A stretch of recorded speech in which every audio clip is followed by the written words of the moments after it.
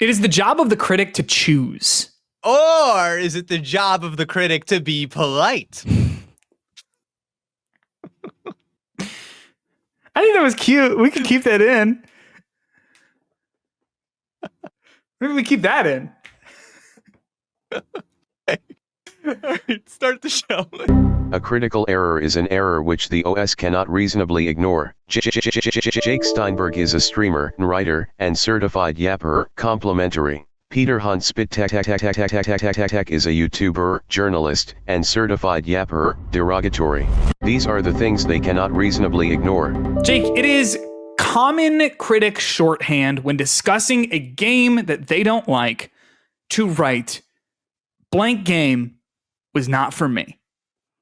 And this is sort of caused a bit of a sort of gaming conversation, a little bit of gaming discourse in terms of critical evaluation of video games. That is something you and I are very, very interested in. That is a what I would say a major theme of this podcast is discussing the way we talk about games.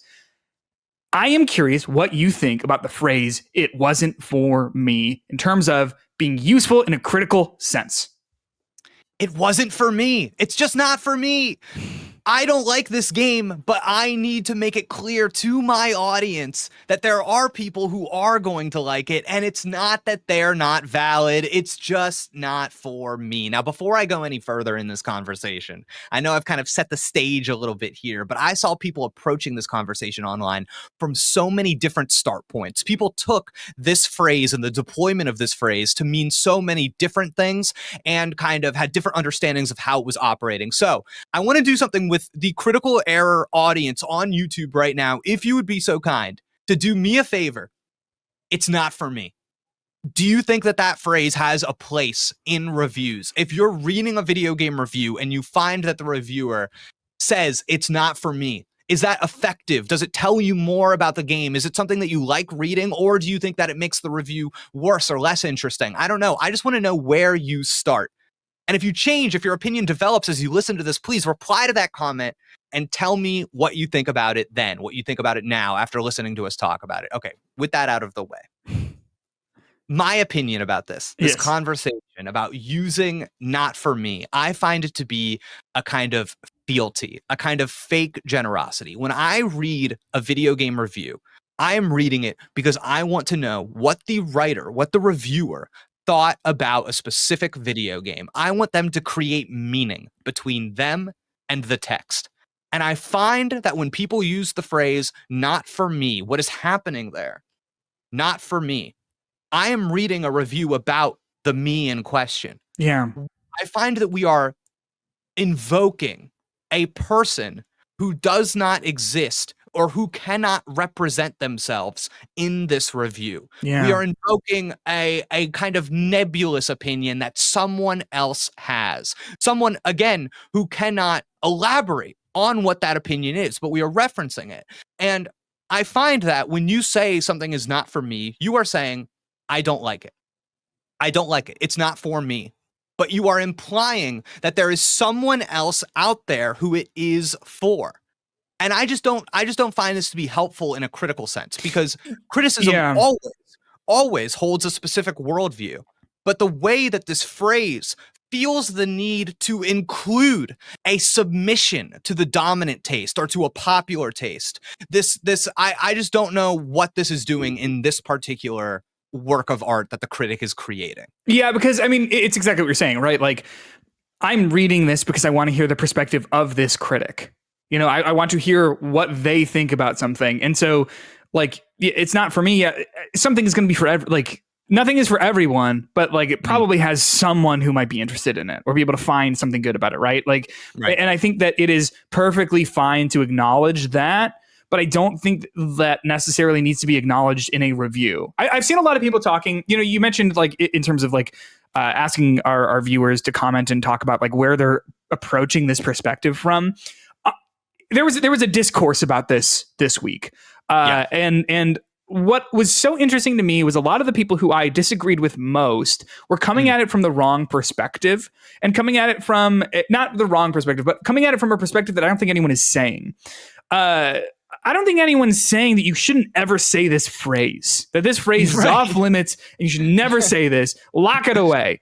Right. No one's saying that. I'm not saying that. You can say it wasn't for me. Right. Like, I don't know. Like black licorice isn't for me. No, thank you. People love it. It's not. No, I don't. Don't give me black licorice. Right. I'm not. No one's saying you shouldn't say this phrase.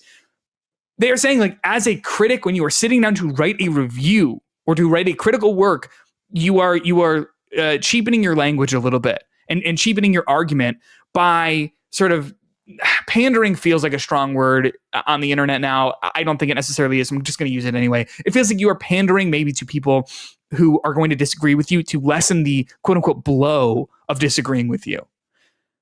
It is not saying that you can never say it wasn't for me if you're talking with friends about a game or chatting on a podcast about games. You know what I mean? Like it is for a specific use case that we are talking about why you shouldn't use it. And it is when you are sitting down and penning a review of a game, you probably shouldn't use this. But I think a lot of people were starting from a perspective of like misunderstanding that we're saying like never, ever in your life should you ever say this phrase ever again because it's bad. Right. No one's arguing that. Did you see that sort of as well? I did. I definitely saw that. And then I think maybe the most popular other position to take is that as a reviewer, as somebody who understands video games and how to interrogate them, it is this idea that though you don't like something, that is not as important as kind of understanding its parts and being able to intuit that those parts could be appreciated by someone that is not you. Yeah. And so to me, what this is a very famous essay, the Roland Barthes Death of the Author essay. Mm-hmm. In that essay, something that he talks about that I kind of include in all of my analysis of art is this idea that meaning exists between the text itself and its reception. So the parts actually don't have any meaning until someone interprets them. So if we apply this idea to games, this to me suggests that like players and critics, you engage with systems, you engage with mechanics, narrative, aesthetic choices, and from all of those, you interpret meaning. And I think when you say, not for me, but I can see how these parts would appeal to other people, what you're doing is kind of bypassing that engagement entirely because you are not examining the thing between you and the game. You are instead leaving interpretation to others or to like social consensus. Yes, 100%.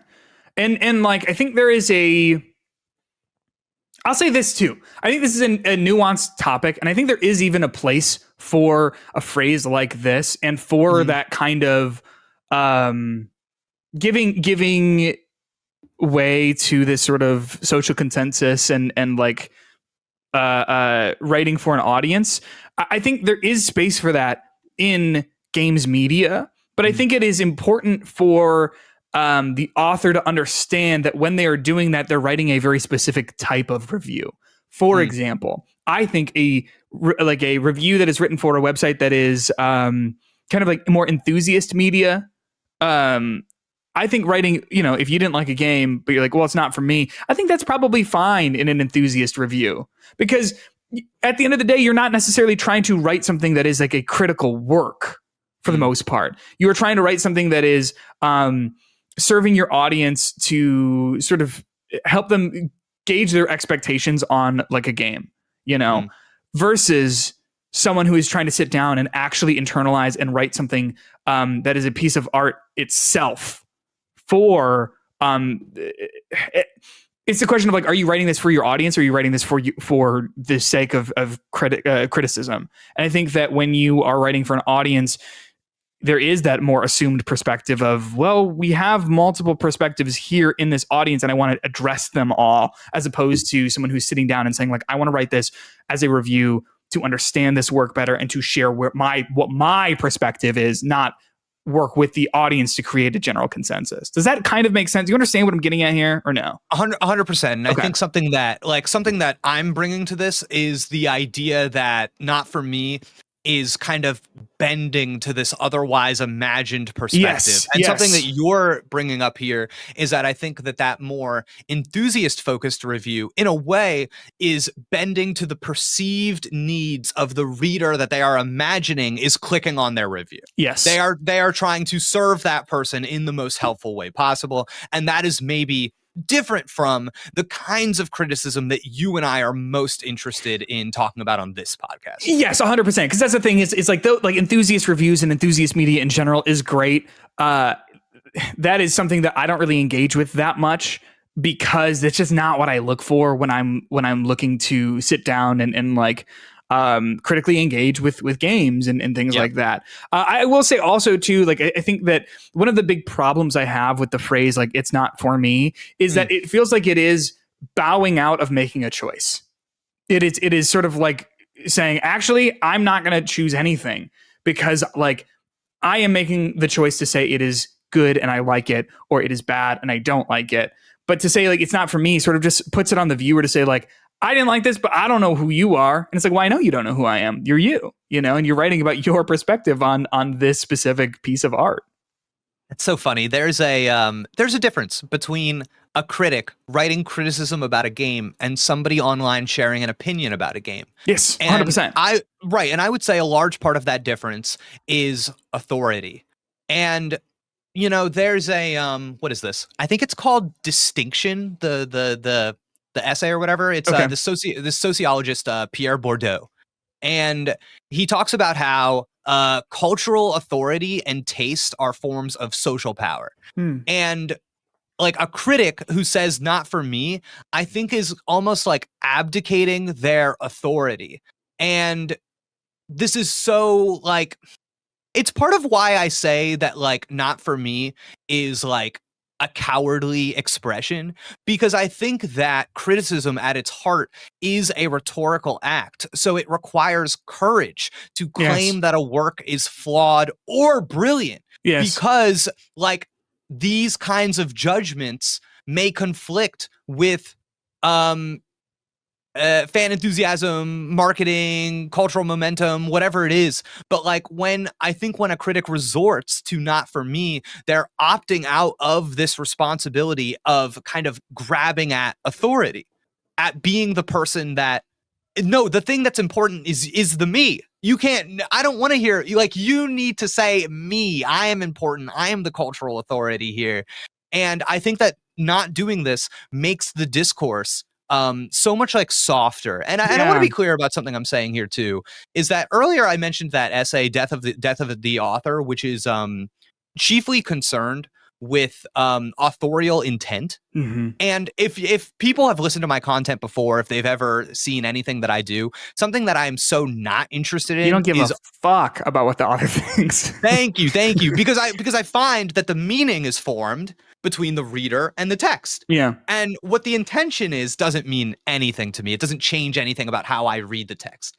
And when I say that something like this is, I find it to be not for me, I find it to be cowardly, I am not saying that the person who is writing it is a coward. I am saying that the expression on the page, when I read it, that's how it hits me. That's the effect it has on me. I don't care about what the intention is. That's how it makes that's what it makes me think when I read it. And I think the idea of like courage and cowardice or whatever in writing is something that I think a lot of people online maybe took some issue with. To be clear too, I think the source of this discourse came from Carolyn Pettit from Kotaku in a tweet where she basically was responding to someone who said that they needed to learn the difference between I hate, it's bad, and it just isn't for me in order to help them mature as an artist and as a human being. And Carolyn basically said, let me just read this actually in its totality here. Respectfully, this is she had taken a screenshot of this and is responding to it. Respectfully, no. Develop your own taste. Absolutely, but own it. It's fine to think that popular thing is bad. It's fine to not have an opinion too. But I see statements like this one all the time, and I just want to push back a bit. There's nothing wrong with having the courage of your convictions. And so I saw a lot of people responding to the idea of like the courage of your convictions. And in some of the follow-up tweets and posts that Carolyn has made here, she has talked about the idea of like being courageous, and I don't know if she specifically used the word like cowardly, but I know that word was being thrown around in some of these discussions. Yeah. And I think that like it is just important to express sort of what you express here, where it's like, no, it's not saying that you're a coward as a human being. It's saying that when you are writing from this place of needing to address your audience who you think is going to potentially disagree with you, you are pulling your punches a little bit with your own opinions. And by saying it just isn't for me, you are bowing out from actually sitting down and saying, I think this is bad, or I think this is good, or whatever your actual opinion is. Yeah, what's up? Is there a functional, I just had this thought, so it might not be super polished. Do you find that there is a functional difference between someone saying, not for me, in a review, versus someone saying games are subjective? Can you say that again? So is there a difference? I guess what I'm finding myself realizing right now is that saying not for me is just the loud proclamation that video games are subjective experiences. That is what you are saying. Which means nothing. This makes it so clear to me. Right. Because it just means nothing, right? Like, of course video games are subjective. Because what you say, what's saying like, oh, this isn't for me in a review is basically saying like, you could like this, you might not, and it's like that is how being alive is.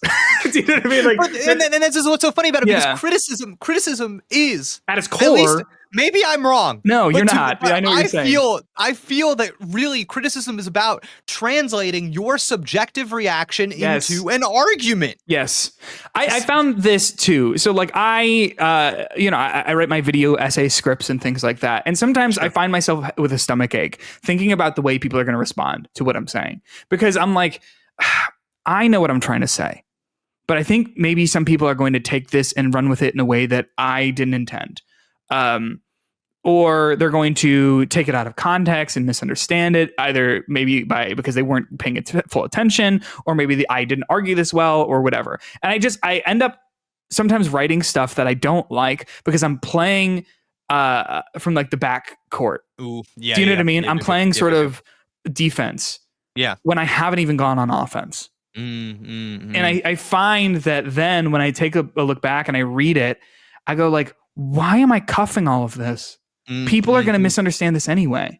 I might as well just say what I want to say. People are going to misunderstand this anyway. Ain't that the truth, brother? Yeah. Oh, it's just write what you want to write, because the people who are engaging with it are either going to get what you're saying and either agree or disagree, and both are fine. Or because I fucking love when someone comments on a video like, respectfully, I disagree, and here's why. Love that. My favorite comment, because that is furthering the conversation of the video. They're engaging with what you wrote. Correct. Yeah. Love it. But so someone can either engage with what you're saying and agree or disagree based on the points that you made, your perspective versus their perspective, or they're just not going to get what you're saying, and then they can either agree or disagree. But at that point, it's like you kind of resigned all interest in having this conversation because you did not engage with what we're getting at here.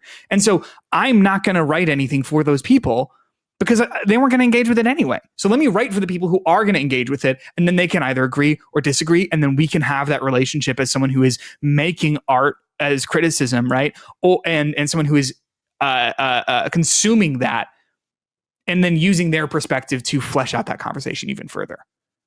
I am at this point now where I am trying so desperately to ground myself in the opposing point of view and to understand it, because I truly feel so like confident about where I stand with this particular issue. And something that I'm thinking about now is that I've kind of settled on, not for me. I just can't imagine that making a piece of criticism better, and I've kind of made my peace with that. Yeah. But I do wonder if there is this perception that by saying not for me, maybe you're not making the work you're producing better, but are you making yourself a more legitimate critic? Or is that kind of what you know what I mean? You are aware of your own, like you are signaling to your reader that you are aware of the things that make you have a subjective experience. I think you are politely appealing to your audience. Okay. And I don't think like like we said sort of at the top of this, like if you and I were just having a conversation, I could say it's not for me. I could say, you know, I tried, I don't know, what's a game I don't like? It doesn't matter. I tried whatever game, and that just wasn't for me. Final Fantasy 16. Like the first half, and then at a certain point, it wasn't for me. You and I could say that, and I think you know what I mean, because I'm just being like a polite person. You know what I mean? By like recognizing that, like, I don't know, you might have a different perspective than that. But what you go to a critic for is to recognize that perspective that they have. And so when they say it, it totally omits the ability to have that perspective and to have them have that conviction in their writing. I have a splinter thing here that I think is relevant to this conversation. Go for it. A term that I really don't like when people throw around when talking about their opinions about a game is when, and I say this to my stream audience all the time, is that people will say, okay, I really liked that movie about the dog, but I'm biased because I grew up with a dog and I really love dogs. The I'm biased thing. Sure. I find this to be so interesting. I think I've said this before, but allow me to repeat myself. Something I really like about the idea of craft as defined by the essayist Matthew Salesses is that it's a set of expectations. Yep. When you and I read a book, we don't write a review for the book that says, man, dog really loved using the word said over and over and over, because we have a set of expectations imposed by the dominant culture. And we have read so many books that use that word to the point that it is invisible to us. Yes. So having a relationship or having a pre-existing idea of or something inside of you that makes you predisposed to appreciating a story about dogs is not bias. That is just what you are bringing to the table. Yeah. And all subjective experiences are a meeting of the text and what you are bringing to them. Yes. And I hate this idea of trying to pretend that we are able to interpret anything without a part of ourselves being along on that journey with us. I just don't like that implication at all. I find it to be dishonest. And I think what I appreciate too is when someone has that perspective, like mention that in your review, and then that can help me understand where you're coming from with it. Like a game that you and I played that both of us kind of didn't like that much this year was And Roger. Right. Which was a game, I think it was dementia or Alzheimer's. It was about cognitive degeneration. Decline. Yeah. And that is not something that I personally, in my like personal life, have much experience with. I have some, but not in any way that would I would find it to be significantly more effective than anyone else. Yeah. And a lot of people did have a relationship with that in their lives. And then so they spoke about how that game said something to them and was effective for them. And I think that is a really, really interesting case of, hey, here's an experience that did not resonate with me because I don't have a background in this. So for me, what it needed to do was this. And for other people, sometimes it is enough to say, like, it reminded me of this experience I had, and it spoke to that experience with enough clarity or truth or something like that it evoked this feeling for me. That game was able to tug on specific parts of me. And I think that is what all stories attempt to do. All stories are reaching out and trying to grab something inside of you. And I think where I take issue with it is the idea that you having those parts or me having those parts is bias, because what that implies to me is that everyone who has a relatable experience to And Roger would think that game was achieving the same thing in them. And we know that's not true. We know that's not true. Yeah. You don't need that to appreciate that game. And it's a subjective individual experience. And that's why it is on the critic to say, this is me, this is the text, here is the meaning between us. Mm-hmm. And it's this thing too, where I reading some of those reviews, I was like, I didn't get this at all. You know, I didn't get it. I got it. But like, I did not walk away with that same feeling. Right. And that doesn't make it a bad review that I disagreed with. It just means that I engaged with what the reviewer is trying to say. And then I walked away because I was like, I have a different perspective than you. And I disagree with this review because I don't have that perspective. However, the review that you wrote is good. You know what I mean? Like it's totally fine. And I think you can disagree with a review and think it's great. I used to love watching Zero Punctuation when I was in high school. He was on The Escapist. Now he's doing a different show. Same thing on Second Wind on YouTube and all that. It was like 5 to 6 minute reviews. If you've never seen him, like 5 to 6 minute reviews. And he, what's his name? Yahtzee Croshaw is his name. He really does not like a lot of games. And he writes with a lot of conviction about them. And I always loved watching those, even for games that I liked that he didn't, because he brought up good points about those games that I could go like, yeah, it does do that. I like that. You don't have to. You know what I'm saying? Yes. For example, if I may, I remember specifically in his review for Alan Wake 1, he doesn't like that there's a running narration in the game that says exactly what is about to happen, and then it shows you that exact thing. I get that you might not like that. I understand his perspective on that. And for me, watching that review, I'm like, oh, I think that's clever and interesting. But there is this understanding that he doesn't have to write, but some people might. Because of me, someone who disagrees, I'm like looking at it and I'm like, yeah, I like that, but I see where you're coming from your specific lens of not liking it. Does it make him a weaker reviewer that he does not leave space to kind of look in what people might interpret as a more from a more objective point of view? You can't. And I think the best part and like what makes him so good is I could try to emulate how he writes, but he is the only person who's coming at it from this one perspective, and you can't just be him. Because he's saying, this is my set of things that I like. And then what's great is when you look in the comments of those videos and stuff, and like sometimes he likes a game. He really liked this is Hi-Fi Rush from a few years ago. And a lot of people were like, dang, I can't remember the last time he had so much good stuff to say about a game like this.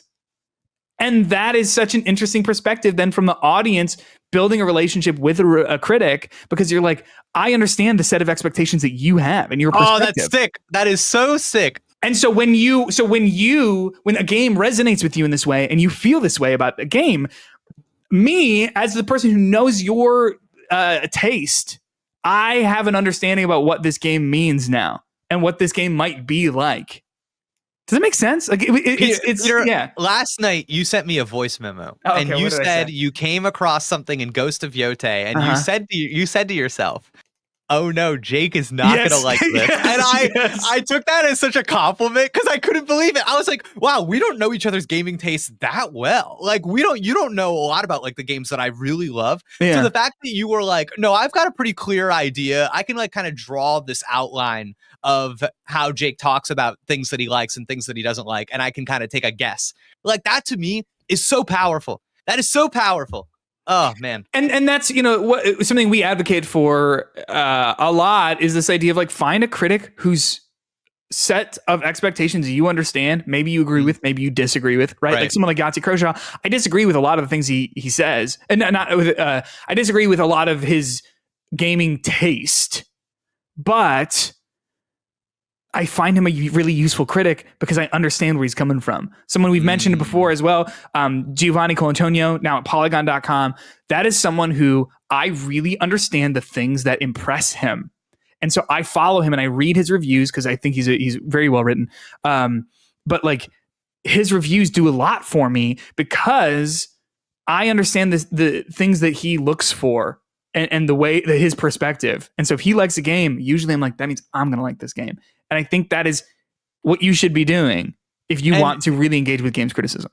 In a similar vein, Giovanni, also a fan. I read all of his reviews just because I like reading his reviews, and it has nothing to do. It has nothing to do with me trying to parse the review to figure out if I am going to like the game. It has to do with me seeing what Gio thought about the game.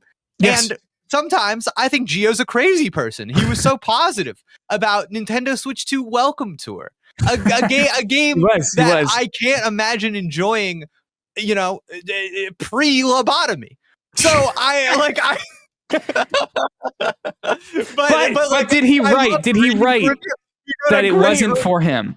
No, no, he did not. Of course not. Because it was very much for him. But but he didn't have to write, and critics don't have to write if they like something. Because here's something else too: critics don't write. It wasn't for me. Like, it was for me, but not for everyone else. Usually, right? I think like, I don't know. Like, I'm the type of person who I do think I have a potentially sometimes like specific taste in games, where like I will like a game even if I do think it is something that is really not going to resonate with people. I never played it, but I think about what was that game, Getting Over It? Yeah. I think I would like that game a lot. Now I am able to recognize that not everyone is going to like that. But do I have to write that in my review if I were to write a review of that? I don't think so. Yeah, it's such a funny perspective, Peter, because, for example, a game that I really enjoyed that I am alone in this is Suicide Squad Kill the Justice League. Yeah. Yes. Enjoyed that game. Is it my job as the game reviewer to parse that game for reasons that I think other people might not like it? No. It can't be. And I also think it's less interesting. I think I would hope at least that the idea of, you see, Jake gave Suicide Squad Kill the Justice League a 4 out of 5. That is an interesting premise. And you might click on that with the hopes of not being convinced that you would think Suicide Squad was a 4 out of 5, but to be convinced that that is what I think. And to understand why. Yes. And to see like, you see something in this game that I don't. Not that I played it, but like in general, right? Like the general consensus is this game is not very good. And so if you have this like glowing review of it, there's something you found in this game that other people don't. And so what is that thing? That is what makes perspective interesting. And then also, because who knows, maybe you write that and I read it and I go like, wait a second, I like that in games. Maybe I give that a shot. You know what I mean? I like this and whatever. And then you have this interesting relationship that you as a critic and me as a reader have, because you had conviction in your writing and you did not shy away from the fact that what you like might not be for everyone, or that you didn't like something but other people might. I was just overwhelmed with a powerful wave of energy. Powerful wave of energy just went straight through my house. And it went through me, and I will never be the same. I will never be the same. And that wave of energy was the desire to load up Suicide Squad Kill the Justice League with you, and to play that game together. That was my desire. I'll say this: I think we would have fun. Sometimes I have a difficult time discerning when I'm playing like multiplayer games if a game is good or if I just like playing with my friends. I understand that. Because I bet it's fine enough. Do you know what I mean? I bet like that game, like in my perspective, I bet that game is fine enough as a shooter multiplayer game, whatever. But I think every game is different when it's like, but I'm also sitting and chatting with my friend, you know? It is. Can I bring up another sort of tweet here? Please. So this is a quote tweet from Carolyn, and I don't want to read out the name and whatever, because I'm not trying to make this like a call out. I think this is an interesting example. Do you sort of know what I mean by that? Of course. It is a talking point. It is something that should probably be addressed. Yes, and I don't like, this is just, you and I are agreeing on this perspective a lot. So having another sort of outside perspective, I think is helpful to sort of like make this conversation a little bit rounder. Again, this is not a call out of this person. I'm not even going to read their name. But so they said this here. Okay, let's follow this to its reasonable conclusion then. Every single roguelike / light and deck builder is terrible and bad because I don't like the genre. Hades, garbage. Returnal, wish I could return it. Inscription, slam dunking it into a dumpster. That's funny. It's fun. Slay the Spire, I'd rather take out the trash. And then they followed up by saying, I hate that this is presented as a binary. This is the dumbest thing I keep seeing said. It is possible to have a specific taste and preference, understanding there are things that are good and not for you. And also that sometimes things are bad and any combination of those things is possible. I think this is an interesting perspective because what I am taking as what they're trying to say here is like, it would be wrong to look at these critically acclaimed games like Hades, Returnal, Inscriptions of the Spire, and to see them, and if you don't like the genre of roguelites, roguelikes. Light? I never understand. It doesn't matter. Two different things. That you can look at these things and say, like, even though like they are critically acclaimed, it is wrong for me to say they are bad. Right. And I would push back on this because I'm actually imagining like a YouTube video where it's like, I played the 4 most critically acclaimed roguelikes on Steam, and I hate the genre and hated them or whatever. I hate roguelikes. I played the best ones. Yes, exactly. I think that's such an interesting perspective because like I feel mixed about those sorts of games. I like some, I don't like others. But I think seeing someone who really doesn't like this as a genre would be an interesting form of criticism and an interesting piece of criticism for me to understand why someone might not like this and what are the pain points of this genre.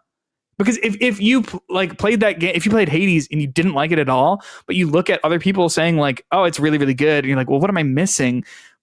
There's something to your perspective that's making you say, I don't like this at all. And I think it's bad. Because at the end of the day, if you think it's not for you, doesn't that mean you think it's bad?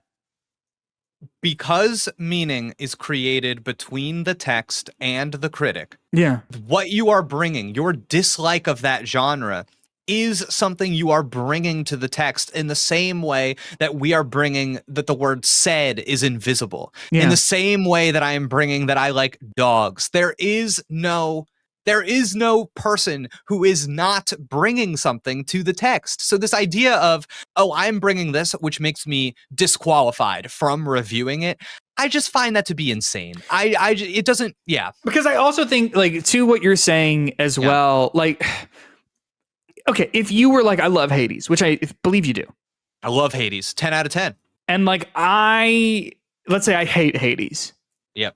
In conversation, I do think it would be the polite thing to say, like, yeah, I tried it, wasn't for me. I think that's the polite thing that I'm not trying to come out here and tell you that you're wrong for liking Hades.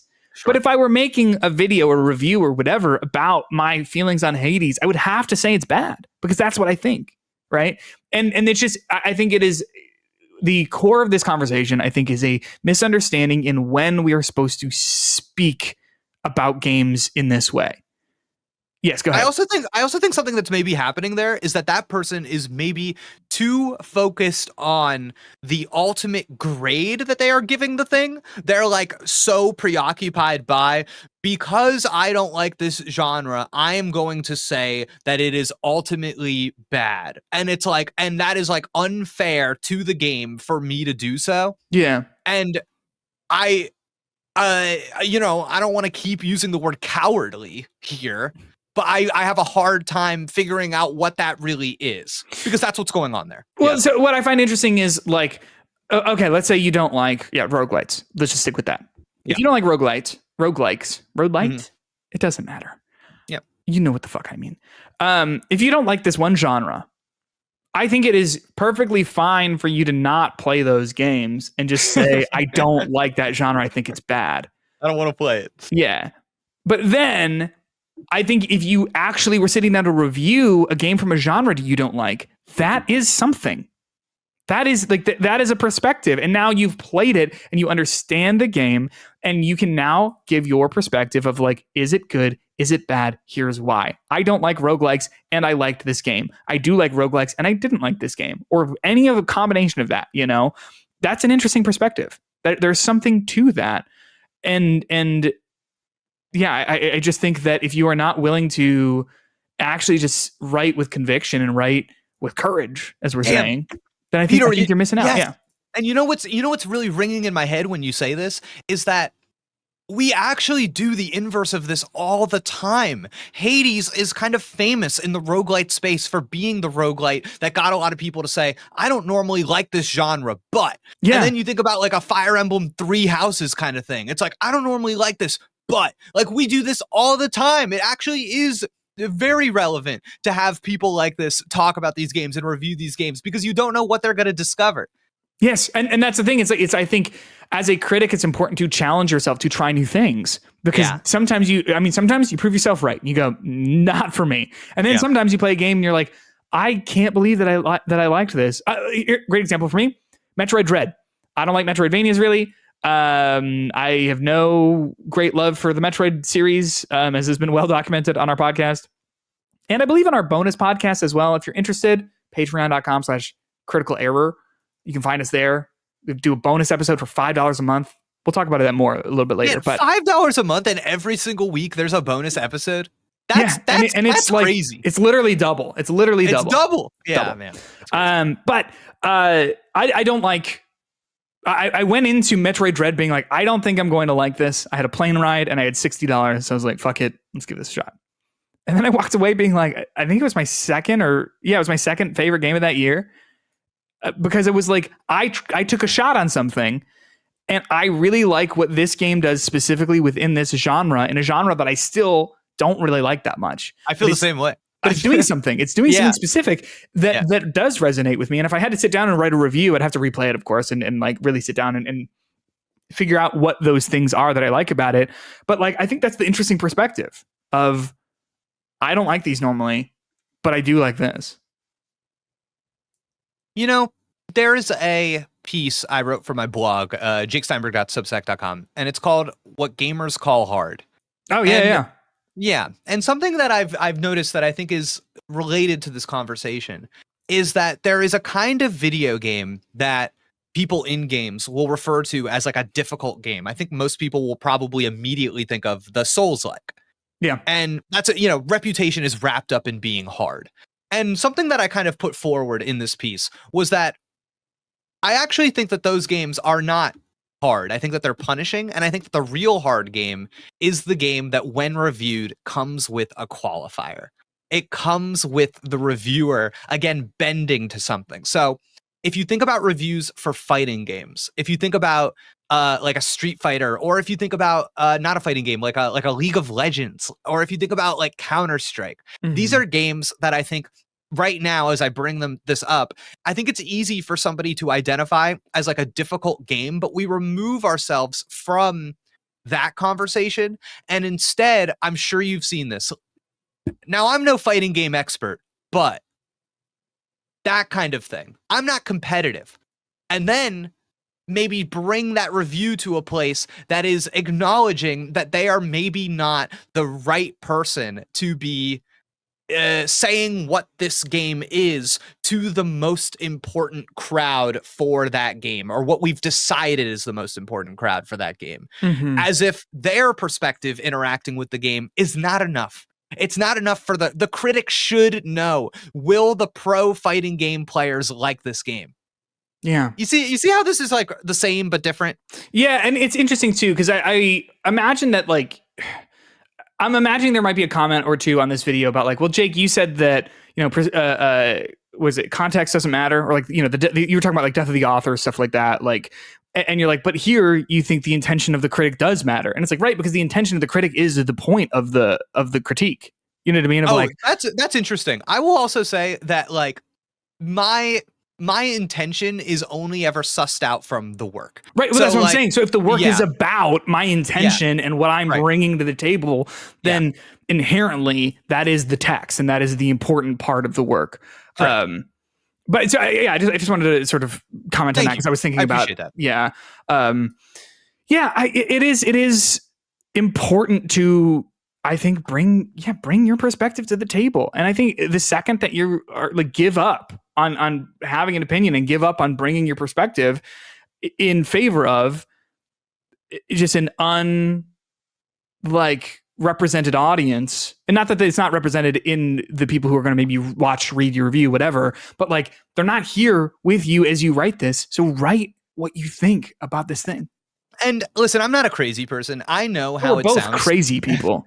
I know how it sounds hearing me pop off with a very harsh word like cowardly all the time. But I guess I just want to make clear to people that in my perfect world, what I am urging for is the writer to feel more empowered. Yes. Be so empowered that they feel like the most important thing in the world in their review that they are writing is their perspective and nothing else. Yes. And that is difficult to do, because I mean, like, Jake, you've written reviews before embargoes go up, right?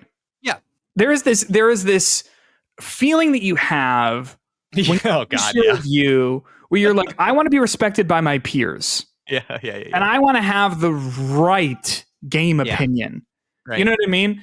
And there's this anxiety to be right. Mm-hmm. And I think this is playing counter to that. Where we are urging you, if you write reviews or write anything, and here's the thing too, like if you're just like, you don't even have to do this professionally to write with conviction. You know, if you're a writer or you are creating anything, just create that with conviction, because there is the anxiety of like, I want to make sure I'm right on the right side of this. Because what if I say this game is great and it's actually really bad? I gave, I think, a 9 out of 10 to a game called As Dusk Falls, which was like, it was like a story-driven, like Heavy Rain kind of thing, like crime story. I thought it was kind of cool. I gave it, I think, a 9 out of 10, and it like got like 6s and 7s across the board. And there was this moment where when it came out, I was kind of embarrassed of that review. And looking back at it, I do think that I scored it too highly. But like, I was like kind of embarrassed of my review for a moment. But it's like, I think you need to fight back against that fear and that anxiety, because it's like, no, if I think that, then that's good for me to have said this with my whole chest, saying, I think this is a great game and here's why. Yeah. You know?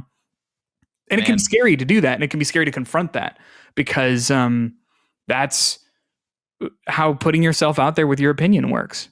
Yeah, it is scary. I remember first time I ever had to private my Twitter account because I was getting harassed is because I reviewed God of War Ragnarok. Oh gosh, and, yes. And I was like not impressed. And that was rough because those reviews were really, really positive. So I was the weirdo. And then I'm trying to think of one I gave a really positive review to that I maybe was in the minority. I don't know how other people reviewed this, but I loved Fire Emblem 3 Hopes on the Switch. Oh, it's sure. The Muso game, yeah. And what's funny about that is I would have been like, Muso game, dumb. And then they got me, dude. They got me, actually. And it was a really fun review to write. That's actually, I think, like, this is like semi-related. Okay.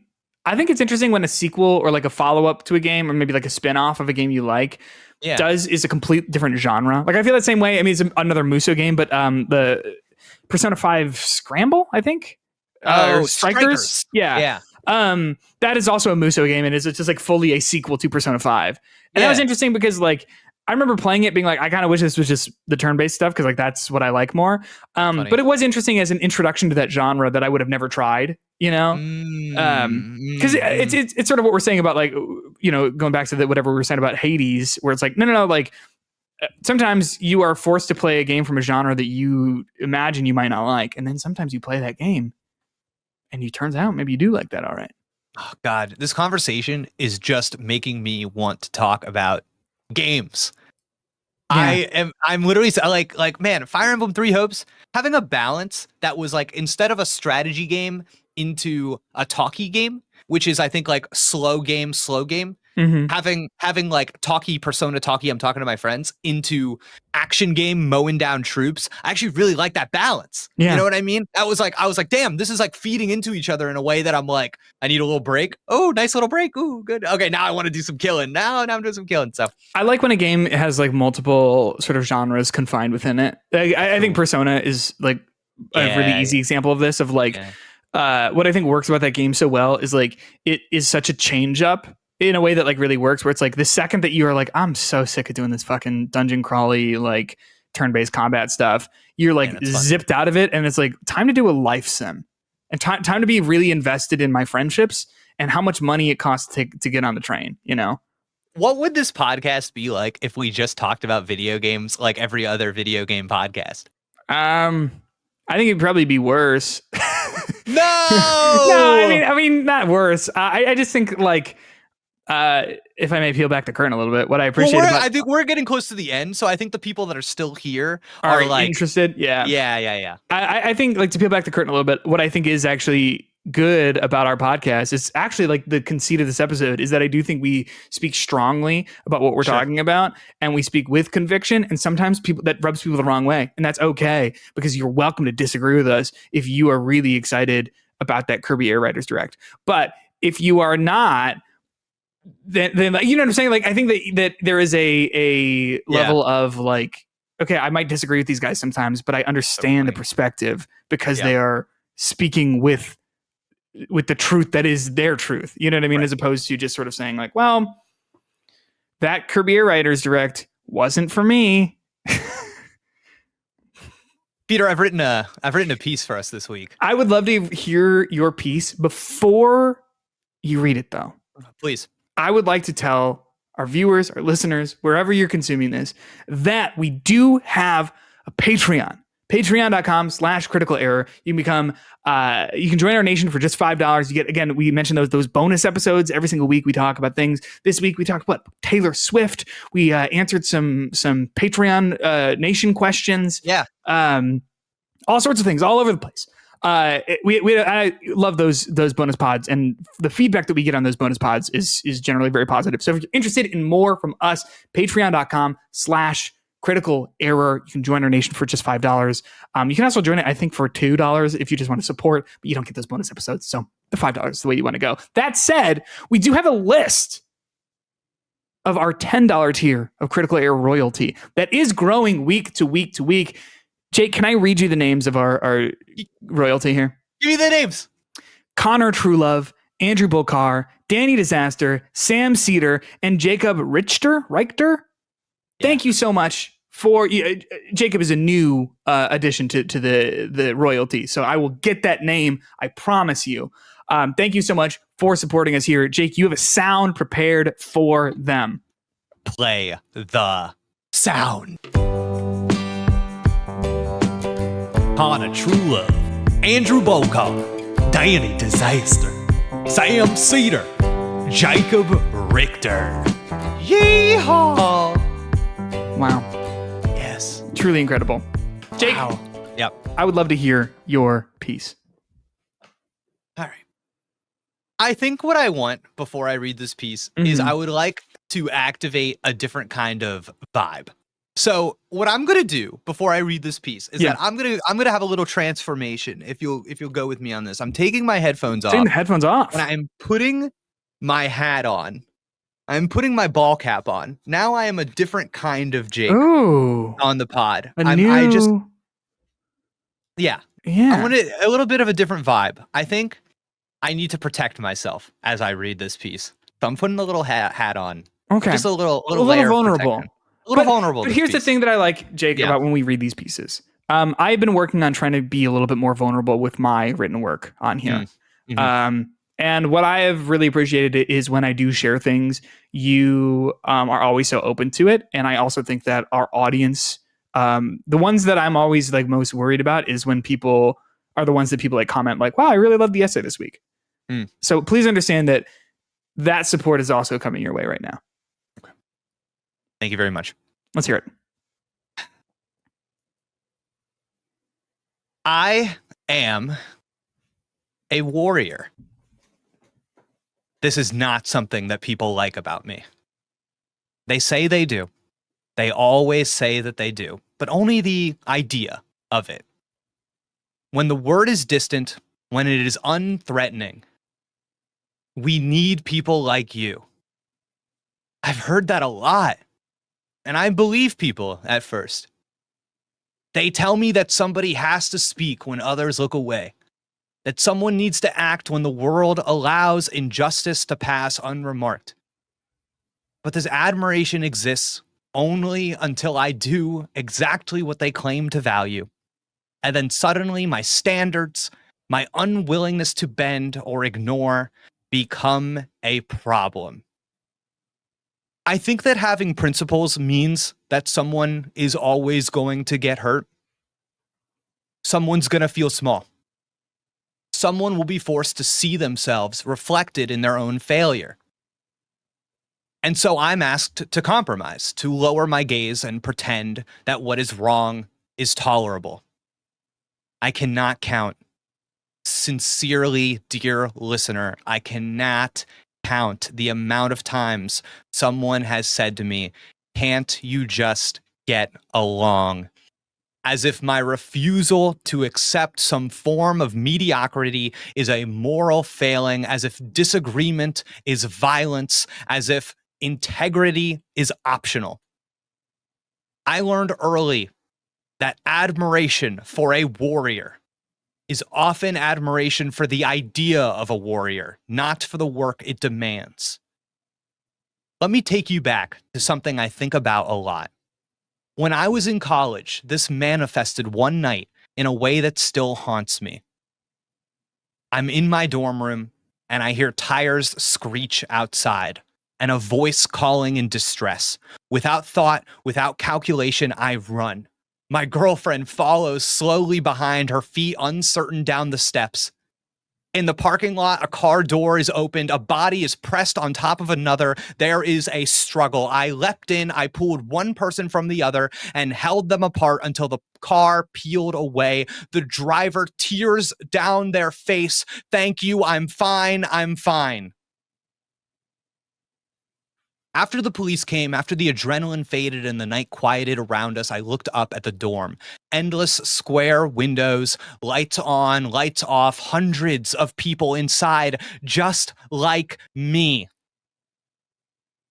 How is it possible that I am the only one here? Why is it me again? This question, the relentless, unsleeping question of why I am the one, is the core of what it means to be a warrior in a world that admires warriors only at a distance. It shapes everything I do, every ethical choice I make, and the loneliness that comes with it. I carry that same intensity into my work and into the world I consume. I see it in video games, in the companies who I critique. Microsoft, whose consoles and software fill millions of homes, is part of the machinery currently enabling Israel's ongoing occupation and oppression of Palestinians in Gaza. They provide cloud and AI services central to the operations of a military regime responsible for the deaths and erasure of 2.3 million people. And yet, the lion's share of games media continues as if nothing is happening. Previews are written, events are attended, interviews are conducted with executives, while the machinery of violence is allowed to hum quietly behind polished PR. I watch commentators cover the price increases or new subscription features of Xbox's Game Pass, and they pretend that criticism is enough. Titles like Xbox's price increase is crazy or cloud gaming with ads circulate widely as if the outrage over ad placement matters more than complicity and oppression. This negativity is mistaken for courage. This critique is mistaken for ethics, but the conversation itself was always framed by the people in power. We are allowed to speak about these things because we have been permitted to. I have to tell people, this is not resistance. This is participation. This is PR. And it makes me mad. I know what it means to act when others don't. I know that speaking the truth often means being alone, and I have been punished for it more times than I can count. I have lost friendships. I have endured estrangements, and I have been called difficult, abrasive, and unyielding. There is a structural cruelty in this world because it rewards the polite and punishes the principled. When a freelancer breaks a minor embargo for the new Silent Hill game, the world comes down on them like a storm. But when the most powerful joke or collude, the world bows silent and deferential.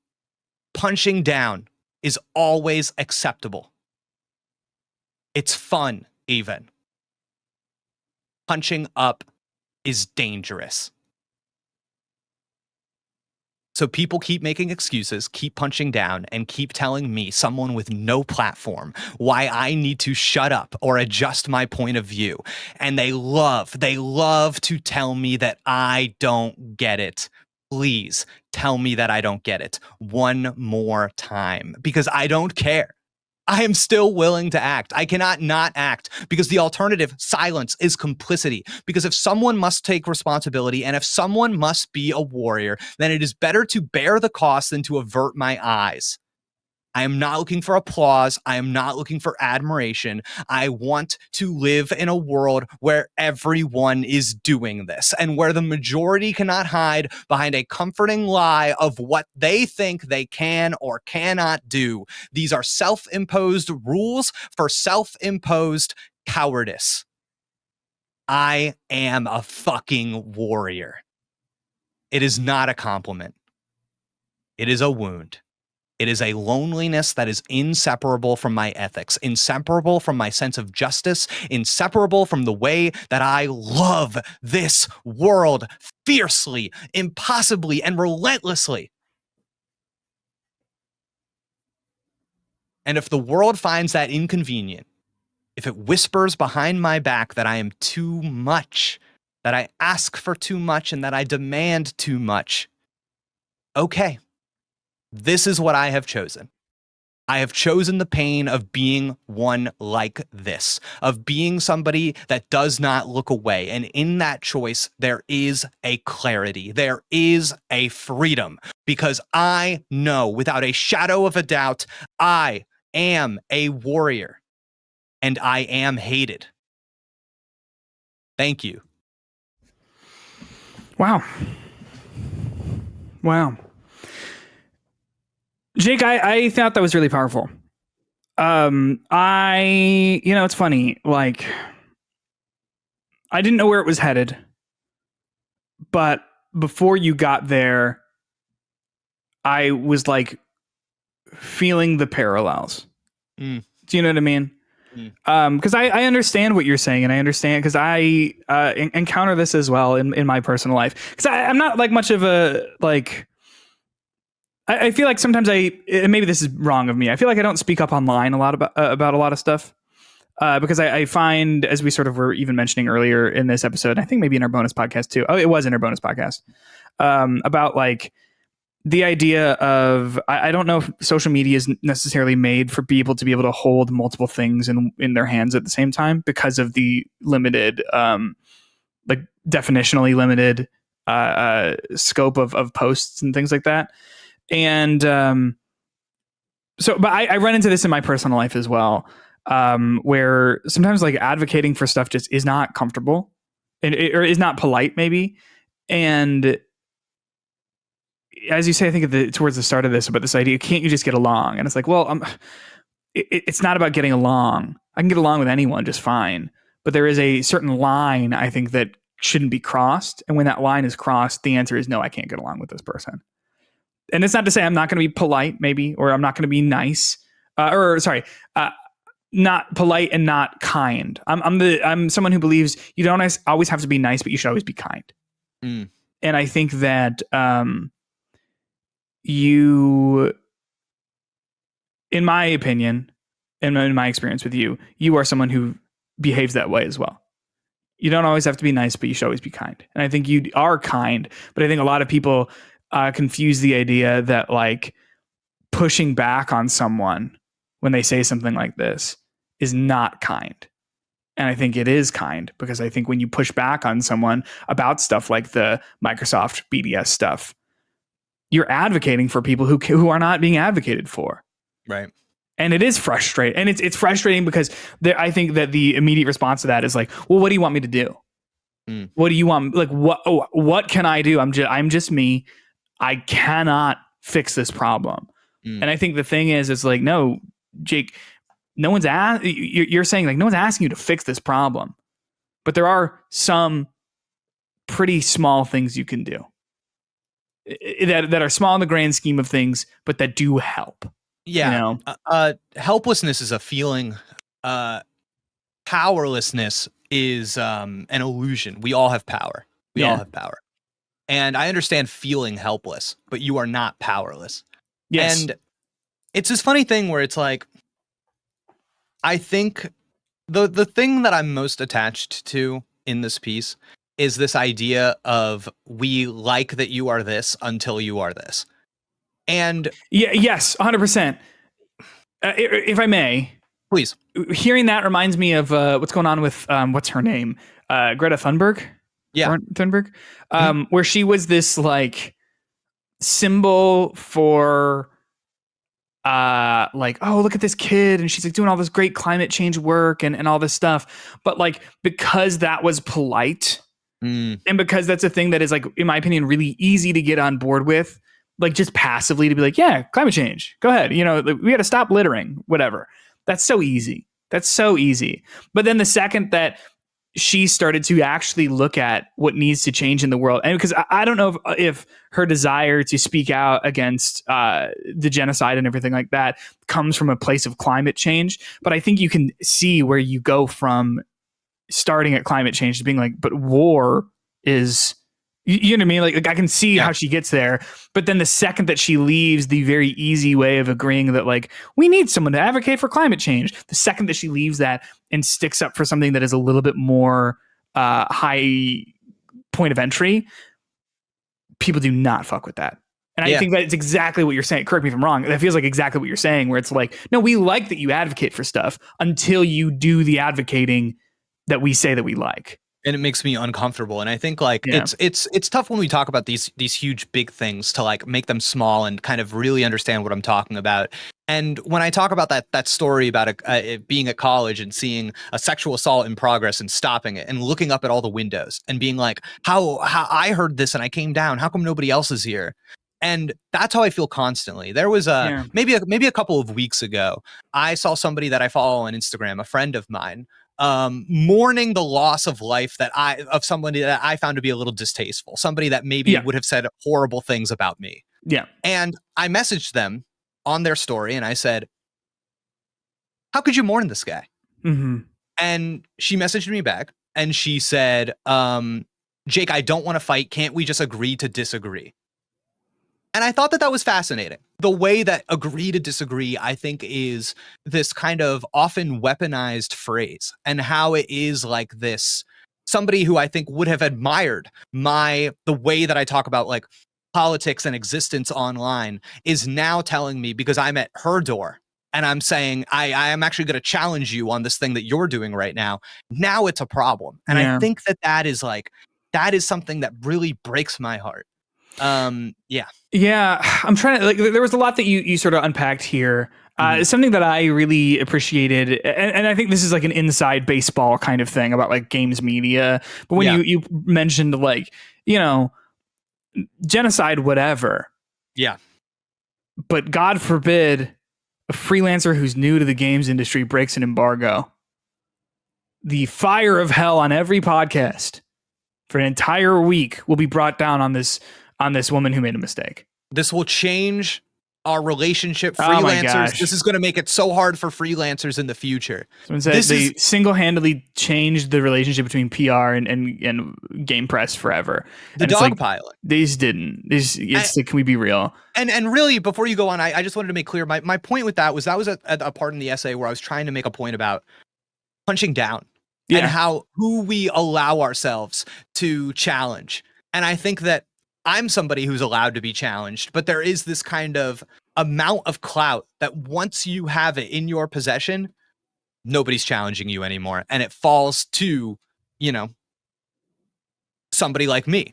And I will say that I think the thing I'm least attached to in this essay is calling myself a warrior, because I know how that sounds.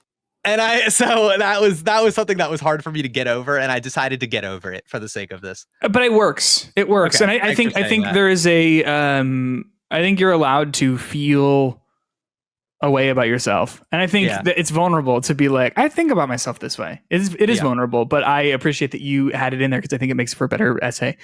I think, like, you know, and you mentioned like me, someone who has no platform, and it's like, you know, we have a podcast that some people watch and listen to. You're a streamer. Do you know what I mean? But at the end of the day, I appreciate what you're saying though, where it's like, but like, not to discount that work and discount what we do and everything like that. But there is this thing about like, but I don't have like this huge fan base of people who like are hanging on every word I say, right? I'm not. We have no institutional power. You know, there are people who like the things we make or what either you make, whatever. Like it's awesome and that's great. But like, you're not somebody who like is controlling the conversation. No.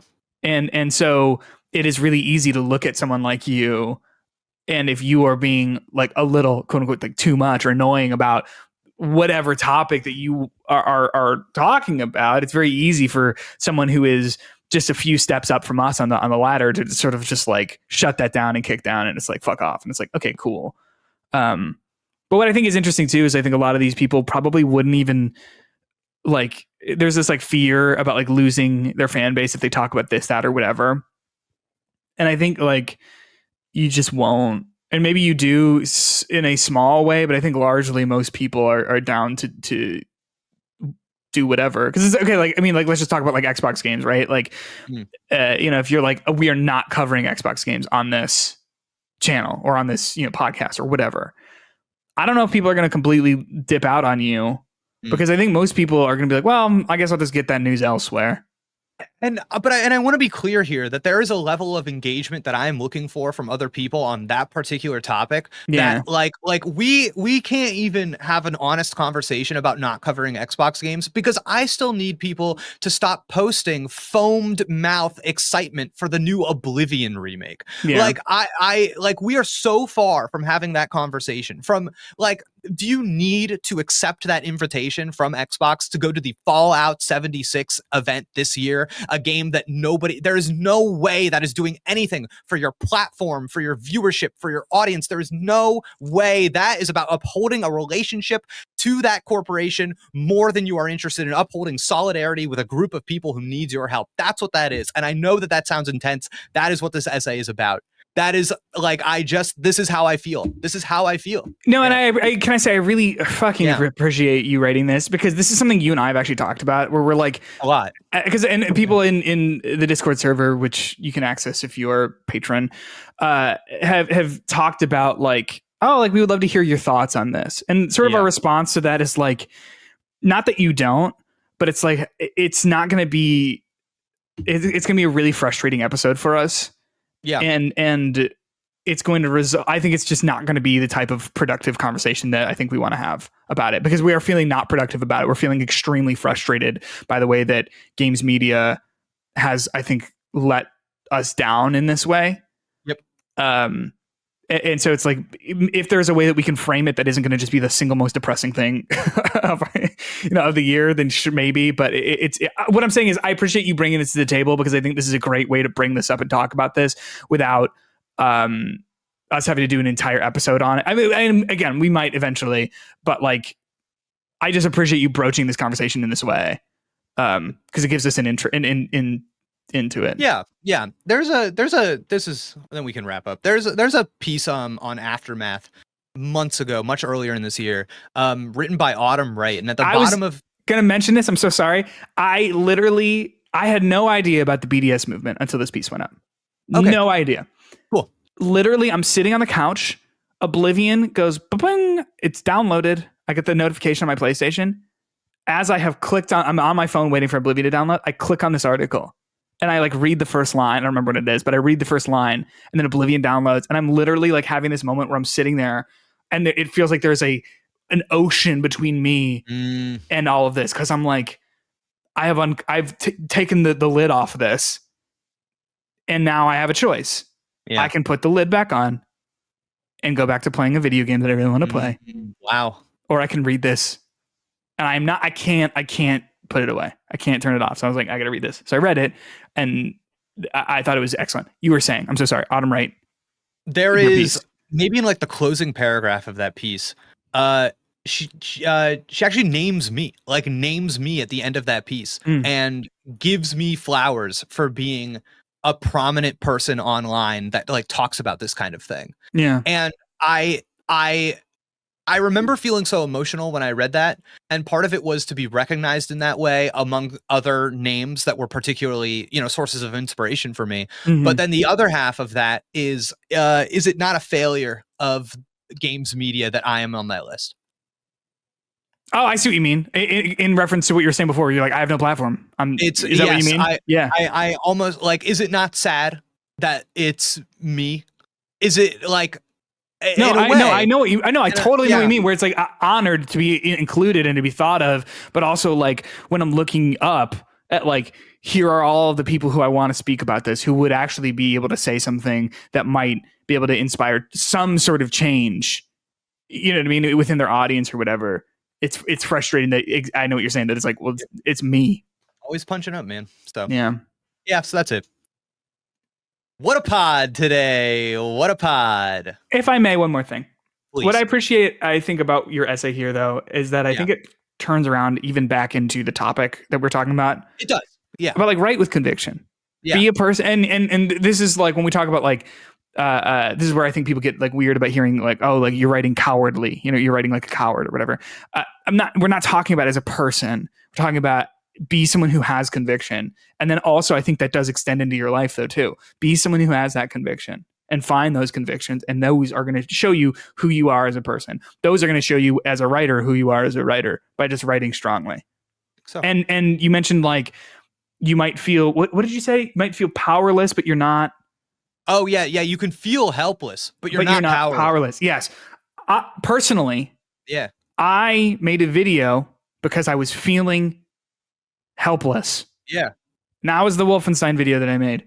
Yeah. Because I wanted to talk about how I was feeling. And a million people have watched it. That's not promo. This is just me saying like, make something. Turn that feeling into something. Talk about that feeling. Talk about it. Write with conviction. Have conviction. Thank you for watching. Patreon.com/criticalerror. Catch you next week. Bye.